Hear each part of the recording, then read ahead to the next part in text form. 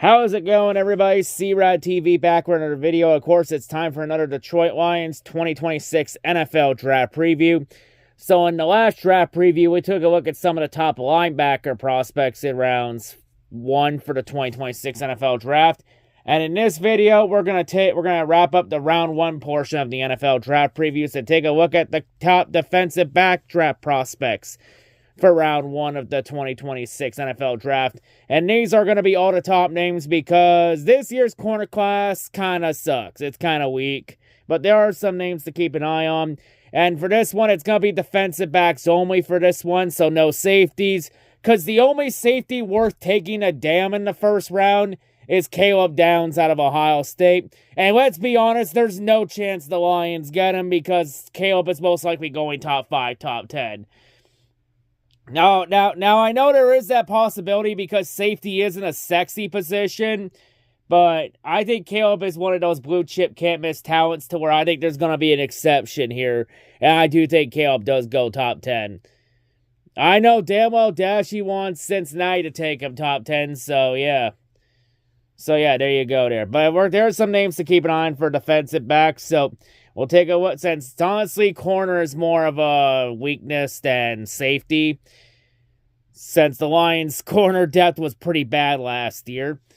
So let's take a look at some of these names and see who the Lions should keep an eye on. So let's go. So the first player we're going to go over in this video, hailing out of LSU, standing 6 feet tall, weighing 190 pounds, we got Mansour Delane. So Mansour, he's your prototype tackling corner because he's smooth and fluid, and he also plays with surprising strength and pop for a corner. In terms of strength, he excels at press man coverage through exceptional mirroring ability and fluid hip transitions, allows him to stay in phase with receivers through their breaking points. Hand placement at the lines consistently precise, disrupting timing without drawing flags. Finished the 2025 season with 0 penalties called against him. While he maintains leverage through the route stem, and his instinctive feel and zone schemes process route combinations quickly, anticipates throwing windows before they develop. His willingness to chase plays outside his coverage responsibility demonstrates both range and ball tackling confidence. Footwork remains clean in his back pedal, plan and drive sequences, enabling explosive breaks underneath routes. Competitive makeup, it shows in his physical run support, refusal to concede separation on comeback routes. In terms of his weaknesses, though, there are questions about his long speed and recovery ability against NFL-caliber deep threats who can threaten him vertically. While his instincts compensate in college, there's legitimate concern about getting caught flat-footed against faster processing QBs who can manipulate his aggressive tendencies in zone. His frame doesn't offer ideal length for contested catch situations against bigger-bodied receivers. He can be leveraged in the red zone where space compresses. Occasionally overcommits to route fakes when receivers sell their breaks convincingly. It leads to late recoveries that expose him down the field. Tackling technique in space can be inconsistent at times. Sometimes he arrives too high, or he lunges rather than breaking down properly. In terms of his NFL comparison, he's been compared to Kendall Fuller of the Washington Commanders. Overall, a lot of things to like out of his game for sure. Does a lot of things right. Plays very well, can tackle. Couple things to clean up, but overall, definitely somebody to keep an eye on. The Lions might have to trade up that they want to have a chance, maybe, but somebody to keep an eye on for sure. So the next player we're going to go over here, hailing out of Clemson, standing 5'11", weighing 190 pounds, we got Avion Terrell. So for Avion, he's your prototype man corner, so he's very good at man coverage because he's fast and physical. Has the burst arm length, long speed to present as a total package prospect at corner. Terms of strength, feisty physical man coverage corner, much like his brother. Impressive usage of hand fighting ability to gain quick leverage against the receivers he's working against, attract attention from scouts this season. Keeps his coverage tight, doesn't allow for much space for QBs to fit the ball into, meaning you have to be really confident in your accuracy if you want to test him. Instincts are also extremely impressive in zone coverage too. Keeps his head forward, shows good ball tracking ability with a near physical connection to where the QB will throw the ball. In terms of weaknesses, though, the issues with him are primarily rooted in his size. While that's not the end of the world, it does potentially limit him to a slot role in the pros. Needs to get better at defending larger receivers as he gets outstrided by the bigger guys and loses battles at the catch point that he just can't afford against guys with outside size. Doesn't have plus length, it shows. Also lacks a trigger against the run that lets his defense open to some rough breakaway points. Needs to bring some of that closing speed he clearly possesses to the run defense part of his game. In terms of his NFL comparison, he's been compared to Dory Jackson of the Philadelphia Eagles. Overall, a lot of things to like out of his game, and honestly, the size thing's more of a nitpick. Like, honestly, size doesn't really matter too much as long as you have talent. If you have talent, it will pay out in this league.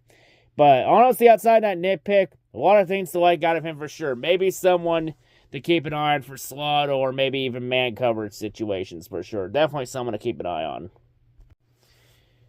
So the next player we're going to go over here, hailing out of Tennessee, standing 5'10", weighing 193 pounds. We got Jermod McCoy.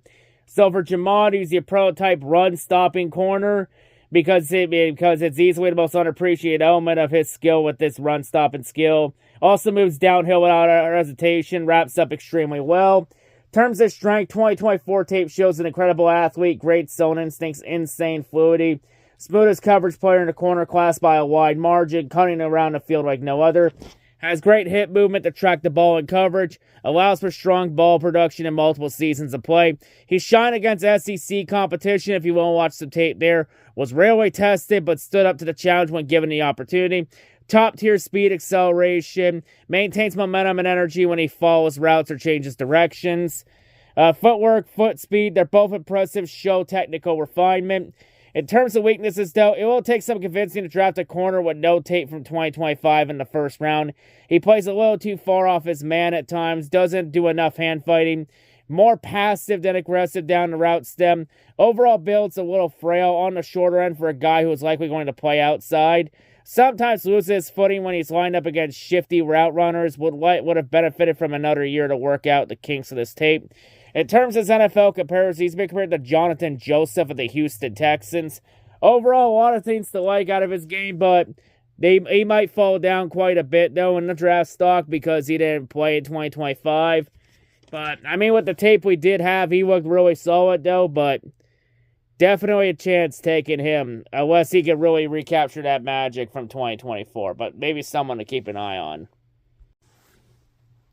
And the final corner, the final player we're going to go over in this video, hailing out of Tennessee, standing 6 feet tall, weighing 195 pounds, we got Colton Hood. So for Colton, he's your prototype zone coverage corner. So very good in the zone coverage because he keeps his eyes forward in zone, tracks receivers naturally, keying in on the ball when necessary, has the range to fill soft spots, stop receivers from settling underneath the third level. In terms of strength, press man specialist, weaponizes an aggressive, disruptive jam to derail receiver timing at the line of scrimmage. Hand usage, footwork are exceptional. Possesses the technical discipline to stay hip to hip on inside releases, pin opponents to the sideline on vertical shots when he controls the line. Good athlete, great play strength, allows him to physically dominate receivers at the catch point, shed blocks, and run support. Infectious energy, competitive fire, keeps him battling through the whistle, recovery speed that helps mitigate mistakes. In terms of weaknesses, though, the primary concern is his game falls apart when initial disruption fails. He struggles to stay in phase on clean releases, leads to grabby panic habits that NFL officials will penalize heavily. Ball skills are adequate, but not a strength. Several interceptions came off deflections rather than high pointing or tracking skills. While physical in the run support, has a high missed tackle rate due to over-aggression, poor wrap-up technique in the open field. Occasionally struggles with short area reaction discipline, bites on double moves, or hesitates against quick twitch slot receivers working underneath. In terms of his NFL comparison, he's been compared to Carlton Davis of the New England Patriots. Overall, a lot of things to like out of Colton's game. A few things, though, to clean up and get right, but definitely I think someone maybe to keep an eye on for sure, especially if the Lions consider trading back from 17, which could happen. You never know what's going to happen in the draft. But yeah, anyway, that'll wrap it up for this Detroit Lions 2026 NFL Draft preview. So yeah, quite a few interesting corners to take a look at. I know we could take a look at Caleb Downs, but is it really worth taking a look at him if he's not going to even be remotely close to the Lions at 17, since he's going to go most likely top 10? Then again, with the draft, you never know what's going to happen. If he goes out of the top 10, he goes out. If he doesn't, he doesn't. Not the end of the world. But there are definitely some names to keep an eye on for sure if the Lions want to consider corner.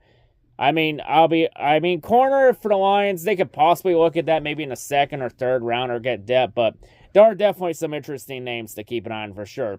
But yeah, that wraps it up here. So the next draft preview, we're going to now jump into the day 2 portions of the draft previews, which the ones we're going to be doing are the same as the ones we did for round 1. Since the videos we did for round 1, which was O-line, D-line, linebackers, and defensive backs and safeties, those 4 are the main areas of weakness and need the Lions need to address going into the draft.